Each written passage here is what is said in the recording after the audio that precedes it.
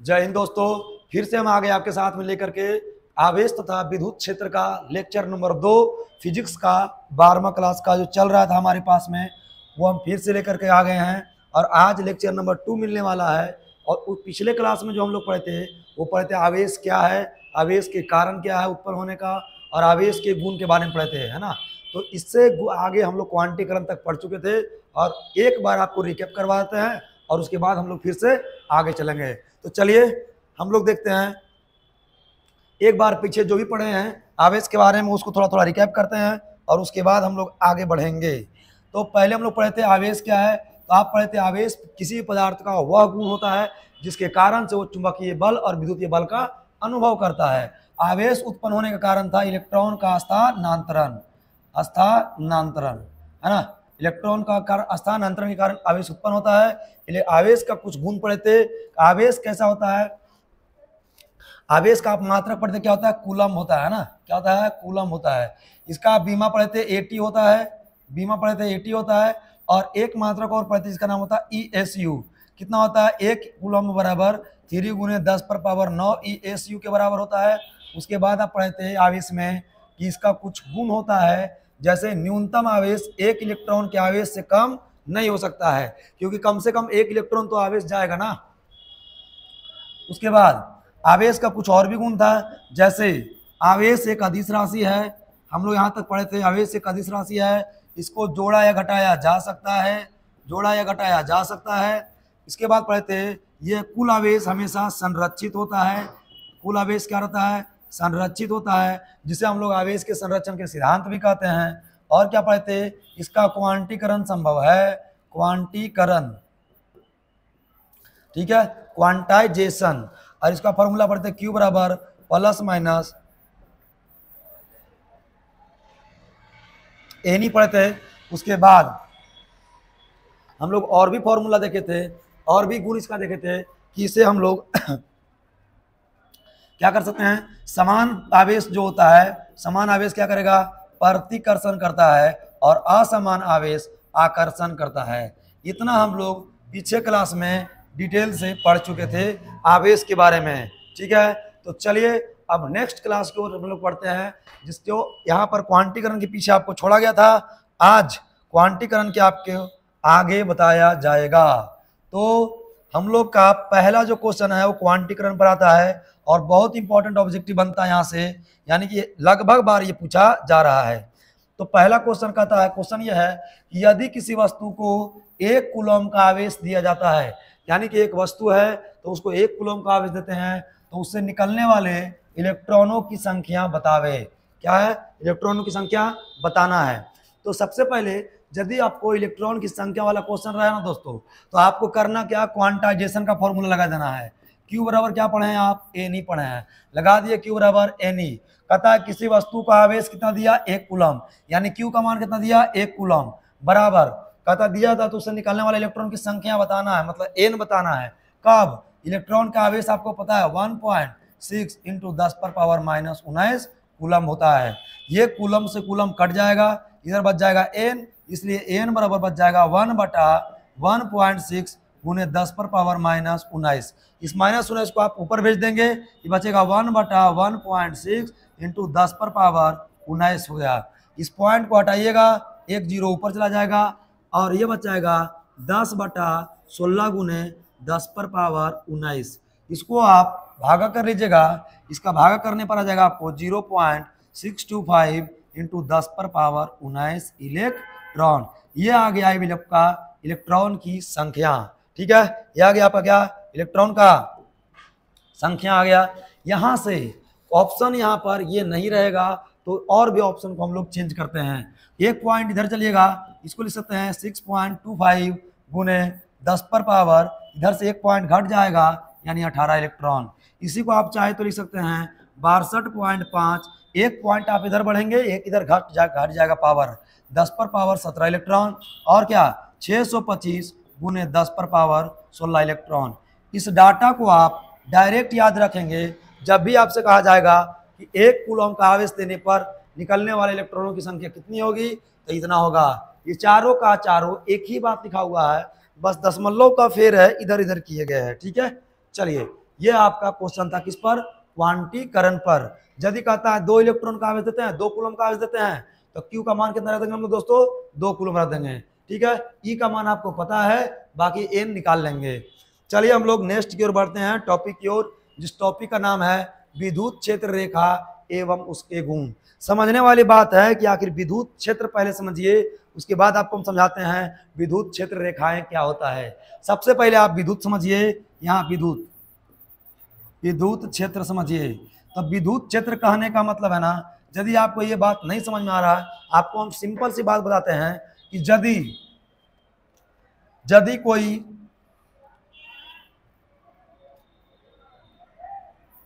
यदि कोई गाय है और इस गाय को हम बांध रखे हैं, गाय को बांध रखे हैं, तो गाय इतना दूर तक घूर सकता है ना, गाय इतना दूर तक घूर सकता है। इस पूरे इलाका को हम लोग बोल देंगे गाय क्षेत्र बोल देंगे। जहां तक गाय का प्रभाव पड़ेगा उसी को हम लोग बोल देंगे गाय क्षेत्र। आप सुने होंगे एक कहावत है कि अपना इलाका में कुत्ता भी शेर होता है, यानी उसका इलाका है, उसका क्षेत्र है, उसका प्रभाव पड़ता है अपने इलाका में, जहां तक उसका प्रभाव पड़ता है उसको अपना इलाका कहते हैं, उसको कुत्ता क्षेत्र कह देंगे हम लोग। लेकिन हम लोग को कुत्ता भेड़ पढ़ना नहीं है, हम लोग को पढ़ना है कौन सा क्षेत्र, विद्युत क्षेत्र। तो आपको शुरुआत की क्लास में बताए थे कि विद्युत का मतलब होता है आवेश। विद्युत का मतलब क्या होता है, आवेश। और आवेश का जितना दूर तक प्रभाव पड़ेगा उस पूरे प्रभाव को, पूरे इलाका को हम लोग बोल देंगे विद्युत क्षेत्र। बुझा गया आपको विद्युत क्षेत्र क्या है? तब बोलेंगे आवेश का प्रभाव जितना क्षेत्र तक, या बोलिए वह क्षेत्र, ज्यादा बढ़िया रहेगा कि वह क्षेत्र जहां तक आवेश का प्रभाव पड़ता है, आवेश का प्रभाव पड़ता है, विद्युत क्षेत्र कहलाता है, विद्युत क्षेत्र कहलाता है। ये इसका हो गया डिफिनेशन। किसका डिफिनेशन है ये? विद्युत क्षेत्र का। क्या बोले? आवेश का प्रभाव जितनी दूर तक पड़ेगा, यानी कि मेरा प्रभाव यदि पूरे क्लास तक पड़ रहा है तो क्लास तक ये मेरा क्षेत्र हो गया। आपका भी प्रभाव अगल बगल पड़ रहा होगा तो वो हो गया आपका प्रभाव, यानी आपका क्षेत्र। इसी तरह से ये आवेश है मेरे पास में, इसका प्रभाव यहाँ तक पड़ रहा है, यानी यहाँ तक इसका बल लग रहा है, इसको हम लोग बोल देंगे पूरे इलाका को विद्युत क्षेत्र बोल देंगे। अब समझने वाली बात यह है कि गाय बांधा हुआ है या कुत्ता बांधा हुआ है तो कुत्ता का प्रभाव दिखता नहीं है, यहाँ समझिए बात को, दिखता नहीं है, उसको हम लोग फील करते हैं, महसूस करते हैं कि नहीं कुत्ता के इलाके में जाइएगा तो कुत्ता काट लेगा, ये हम लोग को महसूस होता है, दिखता नहीं है। समझ में आ रहा बात कि कुत्ता का प्रभाव कैसे पड़ रहा है, दिखता नहीं है। यानी कि विद्युत क्षेत्र जो होता है वो कैसा होता है? काल्पनिक होता है ना? कैसा होता है? काल्पनिक होता है, इमेजिनरी लाइन होता है। सबसे पहले विद्युत क्षेत्र रेखा का जो खोज किया था वो किया था माइकल फैराडे। कौन किया था? Michael Faraday. ध्यान रखेंगे, माइकल फैराडे। बाबू माइकल फैराडे का बात आता है ना तो हम कहते हैं इसको अपने क्लास में कि इसको मौसा भी कहेंगे हम लोग तो बहुत कम है, क्योंकि ये आदमी अपना जवानी को खपा दिया सिर्फ इसलिए ताकि हम लोग का भविष्य अच्छा हो सके।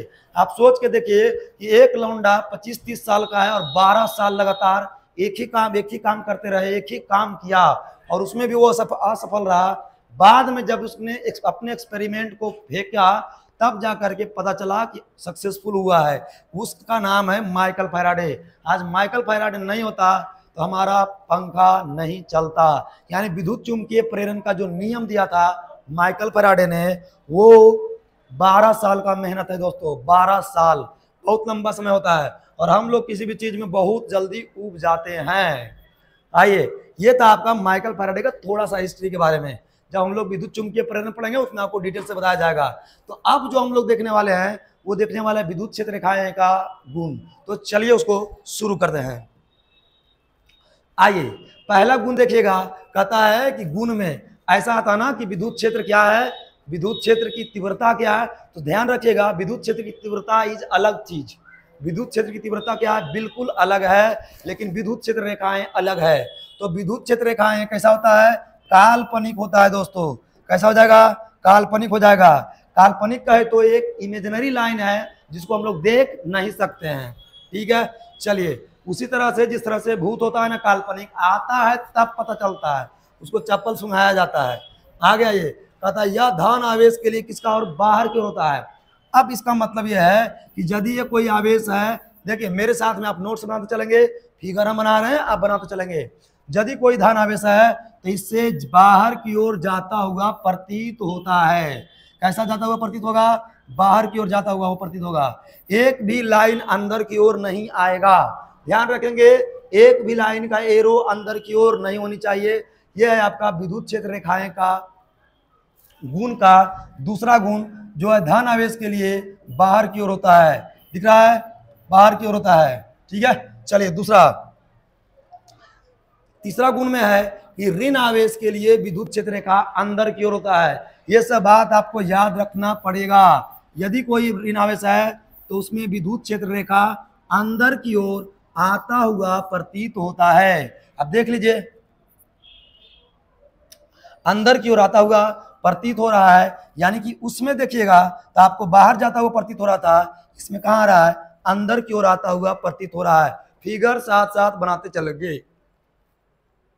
फिर कहता है यदि धन आवेश और ऋण आवेश दोनों मौजूद हो तो उसमें क्या होगा कि धन आवेश से निकल करके ऋण आवेश के पास चला जाएगा और समाप्त हो जाएगा। जैसे यहाँ पर लिखा हुआ है, यह धन से निकल करके ऋण आवेश तक जाता है। इसका फिगर हम यहाँ बना दे रहे हैं कि एक प्लस क्यू है और एक क्या हो गया? माइनस क्यू हो गया। तो यहाँ से निकल करके जाएगा, यहाँ से निकल करके जाएगा, यहाँ से निकल करके यहाँ जा करके खत्म हो जाएगा। ये इस तरह से फिगर बनेगा। कहाँ से निकल रहा है? धन आवेश से निकल करके ऋण आवेश पर खत्म हो जा रहा है, धन आवेश से निकल करके ऋण आवेश पर खत्म हो जा रहा है। ये आपका 4 गुण हो गया किसका? विद्युत क्षेत्र रेखाएं का। नेक्स्ट गुण की ओर हम लोग बढ़ते हैं, 5वां गुण की ओर बढ़ेंगे और 5वां गुण है यह बंद पास का निर्माण नहीं करता। अब यहाँ हमारी बात समझने वाली बात है कि बंद पास आखिर क्या है। बंद पास कहते हैं, जैसे समझिए, बंद पास का मतलब होता है यह एक घूर्णी है। घूर्णी समझते हैं आप? घूर्णी का मतलब होता है, गांव देहात में बोले तो इसको हम लोग यहाँ पर फसल लगा रखे हैं। हेलो हेलो हेलो, आइए यहाँ पर हम लोग क्या लगा रखे हैं? फसल लगा रखे हैं। यदि फसल लगा रखे हैं, फसल लगा रखे हैं और इतना छोड़ दीजिए, जैसे ही छोड़ दीजिएगा तो अंदर का जो भी फसल है ना सब खा जाएगा। यानी ये पूरी तरह से बंद नहीं है। बंद होने का मतलब है कि जहां से आप चले हैं वहां पर पहुंच जाइए, पूरी तरह से इसको बंद हो गया। अब ये सुरक्षित हो गया है, फसल नहीं खाएगा। इसी तरह से बंद कहने का मतलब है कि जहां से चले हैं वहीं पर पहुंच जाइए, इसी को बोलते हैं बंद पास। तो ध्यान रखिएगा, जैसे ये प्लस क्यू था, यहाँ पर माइनस क्यू था, तो यहाँ पर ये हो गया कुछ ऐसे जा रहा था, लेकिन दोस्तों ये इधर से यदि आ गया, इधर यहीं से चला था और देखिए यहीं पर पहुंच गया है, यहीं से चला, यहीं से चला और यहीं देखिए पहुंच गया, फिर यहीं से चला और यहीं पहुंच गया। इसको बोलते हैं बंद पास। इसको क्या बोलेंगे? बंद पास कहा जाता है। इसको बोला जाता है बंद पास, क्लोज लूप। क्या बोलेंगे इसको? Close loop. तो विद्युत क्षेत्र रेखाएं, विद्युत क्षेत्र रेखाएं ऐसा निर्माण नहीं करता है। इस बात का ध्यान रखेंगे, ऐसा निर्माण नहीं करेगा तो कैसा निर्माण करेगा? देखिए ऐसा निर्माण होगा। ये बंद पास है? नहीं है, सिर्फ यहाँ से गया, यहाँ पर खत्म हो गया, इसलिए बंद पास का निर्माण नहीं किया। लेकिन ये देखिए बंद पास है, जैसा नहीं होगा। आपको एरो दिखा दिया गया है कि ऐसा नहीं होगा। यही बात बोल रहा है कि यह बंद पास का निर्माण नहीं करता है। ये था कैमा गुण, 5वां गुण। नेक्स्ट गुण की ओर हम लोग बढ़ते हैं। कहता है यह सतह के हमेशा लंबवत होता है। यानी कि दोस्तों ये यदि सतह है तो इसका हमेशा 90 डिग्री पर विद्युत क्षेत्र रेखाएं निकलेगा। कैसा निकलेगा? 90 डिग्री पर। ये थीटा का मान कितना हो जाएगा? यहाँ पर 90 डिग्री पर है। यदि अंदर प्लस क्यू है तो बाहर की ओर जाएगा, यानी कि थीटा का मान यहाँ 90 डिग्री होता है। ये हो गया फिगर। थीटा का मान कितना? 90 डिग्री होता है। तो कहता है कि क्वेश्चन दे देगा आपको कि निम्न में कौन एक विद्युत क्षेत्र रेखा का गुण है? इन सभी गुणों में से देगा और भी गुण है। आइए हम लोग देखते हैं। कहता है यह एक दूसरे को कभी नहीं काटता है। ध्यान रखिएगा, क्वेश्चन बार बार पूछा जा रहा है कि विद्युत क्षेत्र रेखाएं एक दूसरे को कितनी एंगल पर काटता है। तो उसमें मान दिया रहता है 90 डिग्री, 50, 30 डिग्री या 45 डिग्री। और एक क्वेश्चन आंसर आता है कभी नहीं। तो आंसर जो आपका होगा वो कभी नहीं होगा, क्योंकि यह एक दूसरे को कभी नहीं काटता है। अब इसको क्यों नहीं काटता है, इसका उत्तर बस बाद में तुरंत देने वाले हैं। ध्यान रखिएगा कि कभी भी एक विद्युत क्षेत्र रेखाएं ऐसे है तो दूसरा विद्युत क्षेत्र रेखा ये देखिए कट कर दिया, ऐसा नहीं होगा, ऐसा नहीं होगा। यानी कभी भी एक दूसरे को नहीं काटता है, और नहीं काटता उसका उत्तर यह है कि यदि ऐसा होगा तो यहां से एक स्पर्श रेखा ऐसे खिंचाएगा और यहां से एक स्पर्श रेखा ऐसे खिंचाएगा, यानी कि स्पर्श रेखा कितना हो गया, दो स्पर्श रेखाएं दो विद्युत क्षेत्र का दो विद्युत क्षेत्र के मान के बारे में बताता है, जो कि संभव नहीं है, इसलिए यह एक दूसरे को कभी नहीं काटता है। कितना बार तो यही क्वेश्चन पूछा गया है कि दो विद्युत क्षेत्र रेखाएं आपस में क्यों नहीं काटता है, क्योंकि यदि ऐसा होता है तो हमको स्पर्श रेखा कितना मिलेगा, दो, जो कि दो विद्युत क्षेत्र की मान को बताता है, दो विद्युत क्षेत्र की मान को दर्शाता है, अतः यह जो कि संभव नहीं है, अतः यह एक दूसरे को कभी नहीं काटता है। हो गया उत्तर, इसको क्वेश्चन को लिख लीजिएगा, आगे हम डिस्कस करते हैं। कहता है जिस आवेश का मान जितना अधिक होता है उससे उतनी ज्यादा अधिक रेखा निकलता है। अब ये बात कुछ अच्छा नहीं लगा, समझिए बात को। आपको एग्जांपल देते हैं, ऑक्टोपस के 8 हाथ होता है और हम लोग के पास 2 हाथ और 2 पैर होता है। ऑक्टोपस इसलिए डेंजर होता है ना, इसलिए डेंजर होता है कि वो हमारे 4 हाथ को पकड़ लेगा, कितना से, उसकी 4 हाथ से, और उसका फ्री है 4 हाथ, और 4 हाथ से थपथपावेगा और गुदगुदावेगा, तो कभी यह कभी मरिएगा, कभी कानिएगा, कभी रोइएगा, कभी कानिएगा, कभी रोइएगा। ये है ऑक्टोपस की ताकत। इसी तरह से आवेश का मान जितना ज्यादा होगा, समझिए ये मेरे पास है Q1, इसको थोड़ा मिटा रहे हैं जगह के लिए, इसको आप छापते चलेंगे, लिखते चलेंगे। ये है Q1 और ये क्या हो गया, Q2। अब ऐसा दे देगा और क्वेश्चन पूछेगा कि Q1 इज बड़ा देन Q2, कि Q2 इज बड़ा देन Q1, कि Q1 इज बराबर देन Q2। मतलब इंग्लिश में बोल रहे हैं, थोड़ा थोड़ा गलत भी हो सकता है, आगे आ जाइए। या Q1 नॉट इक्वल टू 0। अब समझने वाली बात यहाँ है ना कि 2 उत्तर दिया है, 2 आवेश दिया है। अब यहाँ से हमको पता नहीं चलेगा कि किसका मान ज्यादा है, तो आपको समझना है इससे जो विद्युत क्षेत्र रेखाएं निकल रहा है वो कुछ इस तरह से है, ठीक है। इससे जो विद्युत क्षेत्र निकल रहा है वो कुछ इस तरह से है।